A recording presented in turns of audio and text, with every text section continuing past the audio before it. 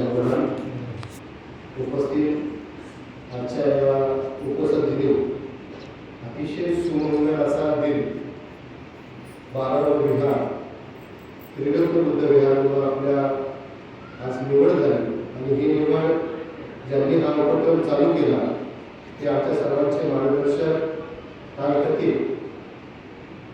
केंद्रीय शिक्षक आणि बुद्ध धर्माचा वसा आणि वारसा दत्तनगरमध्ये त्यांनी पेरला अशा आमच्या सर्वांचे मार्गदर्शक आदरणीय पी.जी. भोसले गुरुजी आणि त्यांच्यानंतर आदरणीय भंतेजी मला एक आठवण आली की सम्राट अशोकांनी त्यांची 2 मुलं ही धर्मप्रचारासाठी श्रीलंकेत पाठवली होती. मला आपण सम्राट अशोक पाहिले नाही पण मला सम्राट अशोक पी.जी. भोसले गुरुजींमध्ये दिसतात आणि महेंद्र आणि संघमित्रा ही कोणामध्ये दिसते तर दत्तनगरला पाठवून आमच्या ताईमध्ये दिसते. म्हणजे संघमित्रा ताई कोणामध्ये दिसते त्या ताई आलेल्या आहेत. या काय करतात धर्माचा प्रचार प्रसार करतात.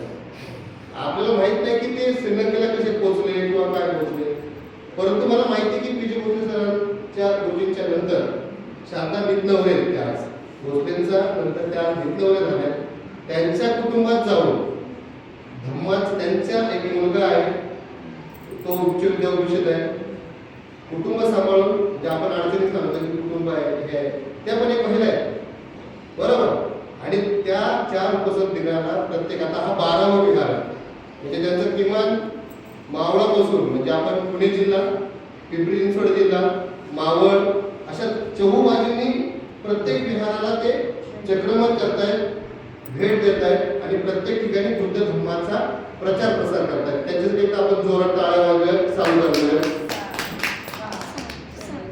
आणि सगळं त्यांनी जेव्हा सूचना सांगितली की दादा मला आपल्याला धर्मचक्र बुद्ध विहारात यायचं आहे तर मी सर्वप्रथम सांगितलं की तिथे पुरुषांचं एक श्रेष्ठ विकास प्रतिष्ठान आहे भारतीय बौद्ध महासभेची शाखा आहे आणि तिसरं म्हणजे मी विशेषण उल्लेख करून त्यांना सांगितलं की महिलांचा एक ऍक्टिव्ह गट आहे जो की सध्या ऍक्टिव्ह नाही तिथं ऍक्टिव्ह गट आहे. मी काही नावं सांगितली गौतमी सावंत यांच्या सांगितलं तुमचं नाव मी त्यांना